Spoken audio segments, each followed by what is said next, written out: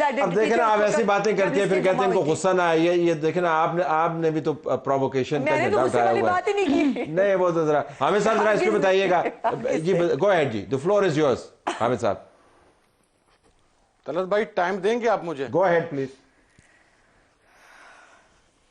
سر میری بہن ہے عظمہ صاحبہ, میں ان کا بڑا احترام کرتا ہوں اور بہنوں کے لیے احترام ہی ہونا چاہیے.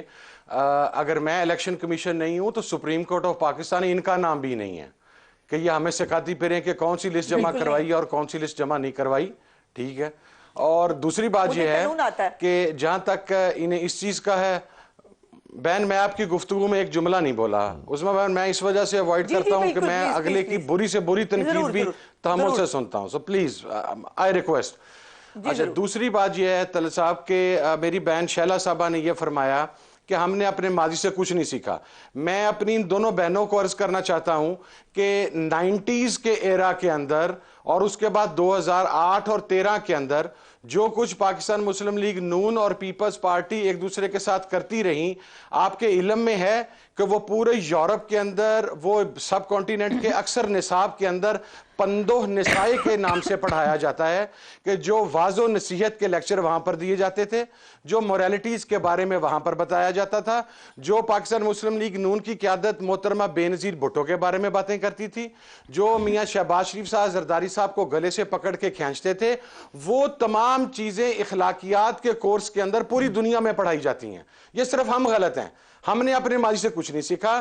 یہاں پر سب نے ماضی سے سیکھ لیا. آپ دیکھیے کہ ایم کیو ایم مرکز کے اندر حکومت کی الائے ہے اور سندھ کے اندر وہ اپوزیشن لیڈر کی کلیمنٹ ہے. میری بہن فرماتی ہیں کہ ہم نے 22 صرف کیسز کیے ہیں. میری بہن 22 کیسز ہمارے صرف 20 کراچی سے اور 2 حیدرآباد سے, 22 ہمارے صرف سندھ سے ہیں. آپ نے شاید اس کو تفصیل سے نہیں پڑھا. اگلی بات, آپ نے کہا کہ ہم نے کوئی فورم نہیں کا دروازہ ہم نے نہیں کھٹکھٹایا. آپ کی اطلاع کے لیے عرض ہے کہ ہماری آج بھی 11 کے قریب جو ہماری درخواستیں تھیں انہیں ٹریبیونل کو فارورڈ کر دیا گیا. لیکن آن دا ادر ہینڈ سائیڈ جناب عبد الرحمان کنجو صاحب, ان کے مقابلے میں جو ہمارا امیدوار جیتا جس کا form 45, 47, 49 plus notification plus assembly card plus لاجز ہر چیز کمپلیٹ ہو چکی تھی, آج وہ وہاں پر ری کاؤنٹنگ میں 1200 ووٹوں سے جتا دیا گیا. ابھی میں آپ کو 2 اور امیدواروں کے نام دے دیتا ہوں جن کی 2300 کی اور 3000 کی لیڈ کو کل آپ کور کریں گے. یہ کیسا الیکشن کمیشن ہے جو آپ کو کیس کو ٹریبیونل کو فارورڈ نہیں کرتا, ہمارے کیس کو ٹریبیونل کو فارورڈ کرتا ہے. اور ہماری تو آپ سے لڑائی نہیں تھی, ہم نے تو یہ کہا کہ ہم پارلیمنٹ میں بیٹھنے کے لیے تیار ہیں, الیکشن کمیشن ہمیں ہماری مخصوص نشستیں دے, ہم پارلیمنٹ میں آنے کے لیے تیار ہیں, ہم اپنا مقدمہ آئینی قانونی طریقے سے عدالتوں کے اندر لڑیں گے. لیکن مسئلہ یہ ہے کہ آپ کے جو ہاکس ہیں ان کو اس چیز کی تسلی نہیں ہے.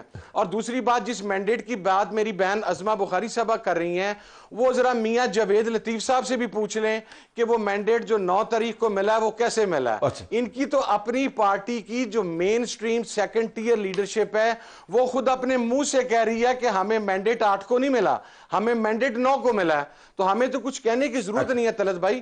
میں آپ کے سامنے ابھی بھی مقصدہ تحمل سے بات کر رہا ہوں. میں اپنی دونوں بہنوں سے اور آپ نے یہ اپنی جو پٹیشن کا ذکر کیا, کل آپ کی درخواست کے اوپر الیکشن کمیشن جو ہے وہ پبلک سماعت کرے گا, وہ اوپن سماعت کرے گا. تو یہ بڑا دلچسپ ہوگا کہ الیکشن کمیشن جو آپ کی پٹیشن کے اوپر مخصوص نشستوں کے اوپر بات کرے گا وہ سب کو نظر آئے گی. تو شرمیلہ صاحبہ, آپ کی سندھ کے اندر حکومت تو بن گئی ہے لیکن احتجاج بہت تگڑا ہوا ہے, جی ڈی اے کی طرف سے احتجاج بھی تگڑا ہوا ہے, کراچی کلوز رہا, اب آپ مرکز کے اندر آئی ہیں, یہاں پر یہ رفڑ پڑا ہوا ہے, پنجاب کے اندر آپ نے موڈ دیکھ لیا.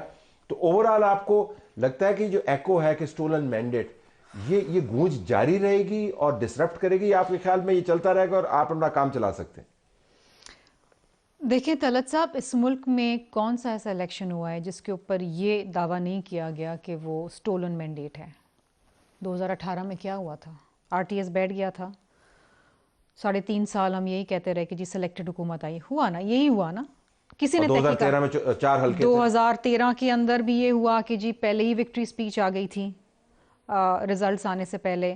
اور آپ اگر پیچھے چلے جائیں تو پھر آئی جی آئی بنی, پیپلز پارٹی پیٹریوٹس بنی, بہت کچھ ہوا نا. 88 سے آپ الیکشن لگا لیں, کوئی الیکشن ہم نہیں کہتے کہ صاف و شفاف ہوا, وی کانٹ کلیم دیٹ. اب ایشو یہ ہے کہ واٹس دا وے فارورڈ. یا تو آپ मज़ीद स्ट्रिंजेंट इलेक्टोरल रिफॉर्म्स लेकर आएँ, पार्लियामेंट में बैठें, करें काम ना, पहले भी किए हैं।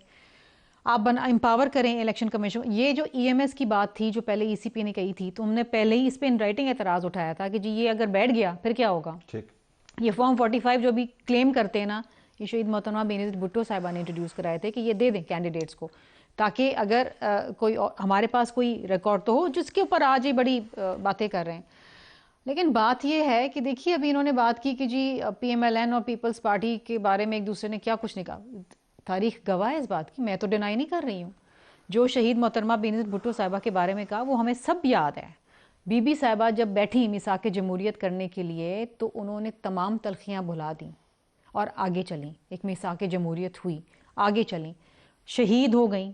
सदर आसिफ अली जरदारी साहब आए, पाकिस्तान खपे का नारा लगाया, हुकूमत बनाई, PMLN को काल के इलेक्शन लड़े, और आज भी हम यही कहते हैं। तो ये से कि आपने अपनी गलती से सीखा।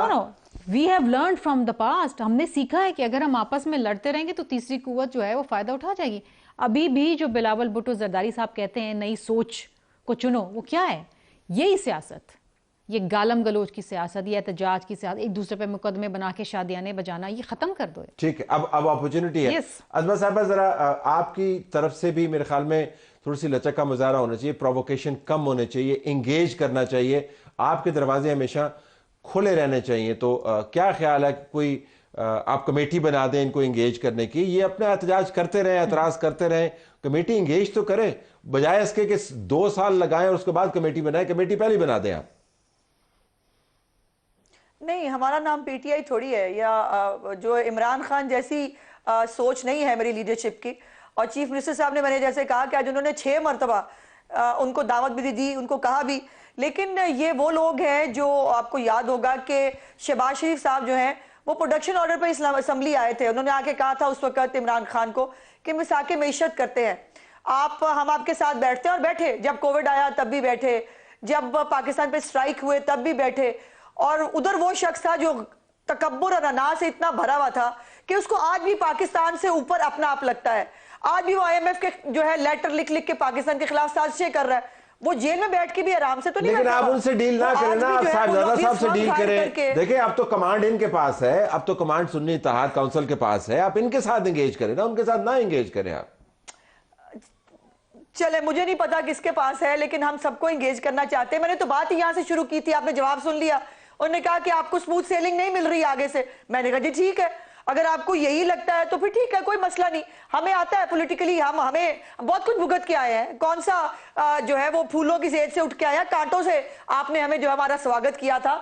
लेकिन हम फिर भी आपके साथ उलझना नहीं चाहते। हम कह रहे हैं पार्लियामानी नॉर्म्स में रहिए, अपना पार्लियामेंट में किरदार अदा कीजिए, हमारी इस्लाह कीजिए, हम पे तनकीद कीजिए, और हमें जो है वो सही रास्ता दिखाइए। लेकिन प्रॉब्लम यह है, इलेक्शन कमीशन ऑफ पाकिस्तान भी यही है, सुप्रीम कोर्ट ऑफ पाकिस्तान भी यही है। चूंकि इनके घर में बैठकर जो जिब्रान इलियास ने फॉर्म बनवाए हैं बाहर से बैठ के, उसको मान ले कि वो फॉर्म 45 है, नहीं होते उसमें साइन कोई बात नहीं, नहीं ID कार्ड नंबर कोई बात नहीं, नहीं थंब इंप्रेशन कोई बात नहीं, ऐसे नहीं होता टीवी के ऊपर तो तय नहीं कर सकते कि फॉर्म किसके दुरुस्त है नहीं है, वो फोरम पर ही होंगे। तो साहबजादा साहब, अगर आपसे मैं ये पूछ पाऊं, क्या इम्कान है कि तमाम तर बिटरनेस के बावजूद कुछ वर्किंग कमेटीज 2 बना दें जहां पर ये तमाम गुस्सा निकल जाए, कोई वर्किंग रिलेशनशिप आपका अभी से शुरू हो जाए, या नहीं? तलत भाई, मैं तो इस चीज़ के हक में हूँ।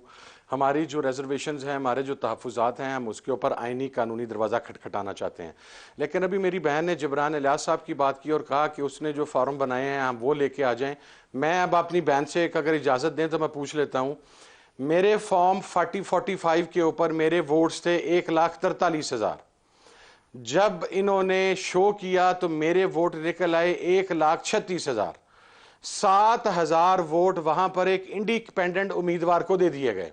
जब वो वोट दोबारा वहां पर फॉर्म 49 तैयार हुआ, वो दोबारा 7,000 वोट मेरे पास वापस आ गया।